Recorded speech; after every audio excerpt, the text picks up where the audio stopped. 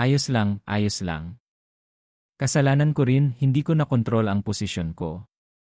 Hindi kita masisisi, senior sister. At saka, ligtas tayong nakapasok, ngunit baka sa Jade Garden, mas marami pa ang problema. Ang mga tauhan ng Yang Wei Escort Agency ay walang formation talent tulad ni Junior Brother Ye. Para mabuksan nila ang sacrificial altar, kailangan nilang maghain. Kaya gagamitin nila ang pakikipagsapalaran para akitin ang lahat. Buti na lang at maswerte tayo kaya ganito ang nangyari. Hindi ko akalaing magpapadala sila ng Peak Martial Grandmaster na nagtatago ng kanyang martial Dao intent. Kung hindi ko inilabas ang lakas ng aking bloodline para sirain ang pressure, baka napatay na nila tayo. Kasalanan ko dahil sa akin kaya napahamak ang mga junior brother. Hindi ko akalaing makakaharap ko sila at hindi ko ring akalaing maglalakas loob silang gawin ito. Basta maipadala ko ang impormasyon tungkol sa background ng Elig. Ayos lang kahit mamatay ako. Hindi nila tayo matutunton. Umalis na tayo, malapit na ang mga yon. Mayroon silang Peak Martial Grandmaster, isang Martial Master, at 10 martial artists. Kung maharap natin sila ulit, tiyak na hindi tayo mananalo. Mas mabuting maghanap na lang tayo ng lugar na mapagtataguan. Ang lugar na ito ay hindi mas mabuti kaysa sa labas. Kahit saan ay may ambush formations. Kung naglakas loob silang pumasok dito, baka manatili na sila rito magpakailanman. Gusto niyang patayin ang grupo ng mga tao na iyon, pati na rin ang Peak Martial Grandmaster. Ang gaan ng kanyang tono, sobrang confident niya. Tara, pumunta tayo sa kabilang panig. Junior Brother Ye, marami tayong pwedeng pagpilian, bakit kailangan pa nating dumaan sa rutang ito? At saka, bakit ka nagtatanim ng maraming martial sovereign coins sa daan? Anong binabalak mo? Ang rutang ito mismo ay isang malaking killer formation na kayang pumatay ng ordinaryong martial grandmaster. Dinagdagan ko lang ng kaunting lakas para masigurong mapapatay nito ang Peak Martial Grandmaster. Kayang pumatay ng Martial Grandmaster. Dapat ay nasa high-grade killer formation na yon. Paano mo nagawang dagdagan ang lakas ng formation sa grade na yon gamit lamang ang Martial Sovereign Coins? Sa daan papunta rito, wala akong nakuhang mga materyales sa paggawa ng formation, kaya gumamit na lang ako ng Martial Coins bilang pansamantalang pamalit. Pasensya na, senior sister, pinatawa kita. Kung nagawa mo ito gamit lamang ang Martial Sovereign Coins, hindi ko akalaing makakakilala ako ng isang pambihirang tao. Mababa pa ang iyong cultivation, ngunit ang iyong confidence ay nakakapanatag. Sa totoo lang, isa lang siyang third-grade martial warrior. Ang kanyang cultivation ay mas mababa kaysa sa akin. Ngunit hindi ko maiwasang magtiwala sa kanya. Nakakapagtakang gusto kong umasa sa kanya. Siguro dahil nailigtas niya ako. Senior sister, sa loob, nagmarka ako ng isang formation ay tandaan mo. Magagamit natin iyon para sa kaligtasan. Salamat ha, tatandaan ko yan. Sobrang maalalahanin niya. Sino nang mag-aakalang ganito siya kainat? Hindi. Bakit puro positibo ang iniisip ko tungkol sa kanya? At saka, habang tinitingnan ko siya, mas lalo siyang gumagwapo.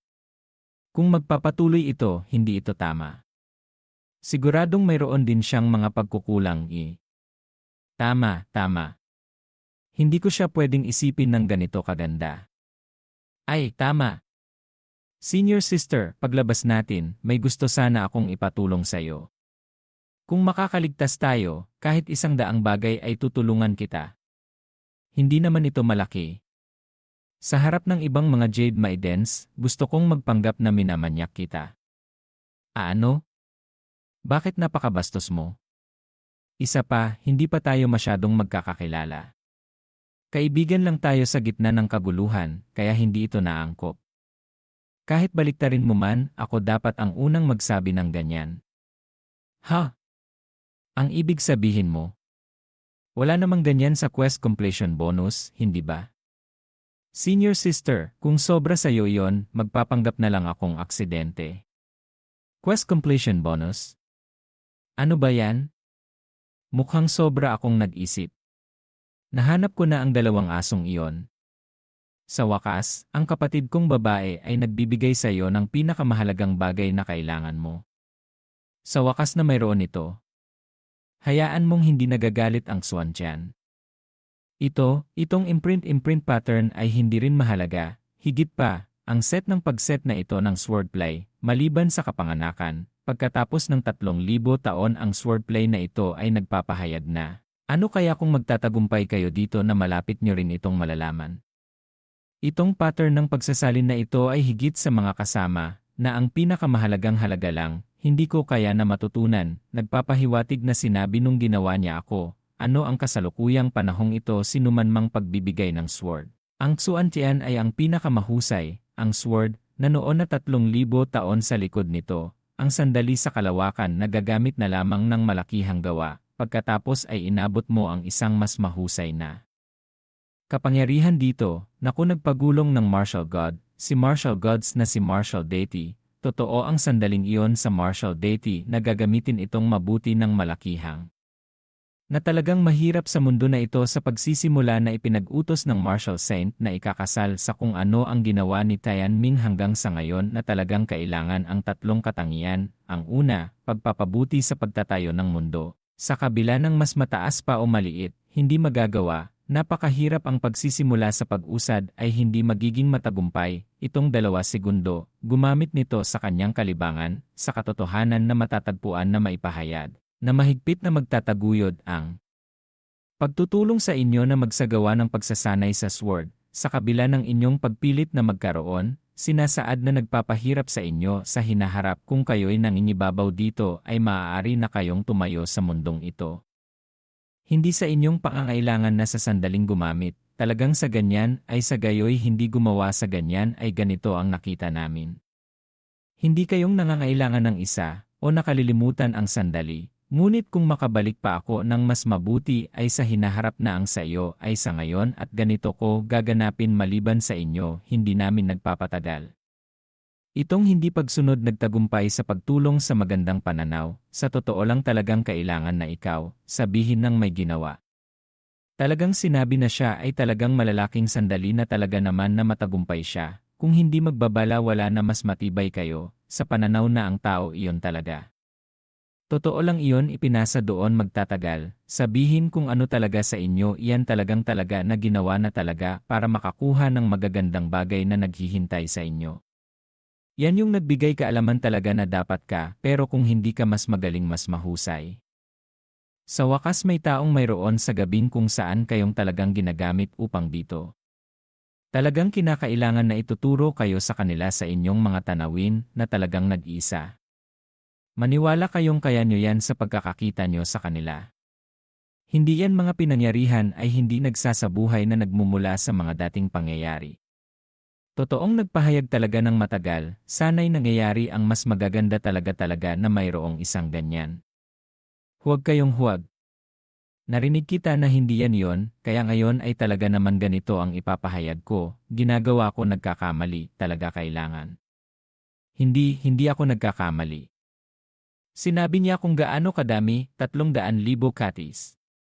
Sinasabi ko sa iyo, sino sa mga estudyante sa unang baitang ang maaaring tamaan ang palad na tulad niya? Ito ang puwersa na magkaroon ng isang martial artist. Diyos ko, ang lakas ng proteksyon na inukit sa matigas na kahoy ay talagang winasak, na nagpapakita na lumampas sa limitasyon ng martial artist. Palitan na natin ang kahoy na bloke. Diyan, maaalala ko ang lakas kung kailan nagtayo ako, hindi ko nakamit ang estado na ito, hindi ba? Ang galing ng batang ito. Tama, ayon sa puwersa ng inilantad niya ngayon, sa kung gaano kadalas, imposible na turuan siya, ngunit mayroon kaming mga kinakailangang personal na katangian. Ang pagkuha ng apprentice ay hindi maginhawa. Siguro, kailangan naming tawagan ulit ang batang babae na yon. Hindi ba siya nasa larangan ng digmaan? Gusto mo bang tawagin ang kanyang field? Gagawa kami ng mga laban sa kanya ng mas mabuti. Mukhang ang kaligtasan ng loob ay maaari lamang supilin ito, o hayaan mo lang na makita natin kung ano ang magpapasya. Ang sandaling kalungkutan ay nagtatasa tungkol sa kung ano ang mabilis na makikilala ka, at makakaiwas para mailatag sa mga estudyante, mas mabilis iyon. Itong sandaling ito ba ano-ano ang ikalawang kalungkutan? Ito ba sino ka? Ano talagang nagpapagalaw sa mundo? Ito, ano ba ginagawa niya? Pagkatotoo, nagpapasidhi doon sa kabuuan ng puwersa, talaga naman ang ganito sa magtatapos na mas masaya. Tiyak naman na may nakuha kayo, ano nga yun? Kaya naman ang nagpapatunay sa kanya na makikita kung sino kayo. Masigabong may tagumpay kayo, talagang sa sandaling iyon. Ang ginagamit ko kung sinong talagang maging paninira talaga makikita nyo naman. Ang nagpapagalaw na ano ang nagkakalat sa ganito. Malaya mag-ayos ng kaunti, pero hindi sa labis na kahusayan. Ano itong paglipat dito talaga pagkalakas ko, sabihin ng may gumawa ng dahil sa nakagawian niyang pagsama, kung malalampasan pa sa kanya may marami bang magtatagal. Talagang nagsisimula dito, wala namang mga kailangan sa inyo maliban sa talagang napakahusay.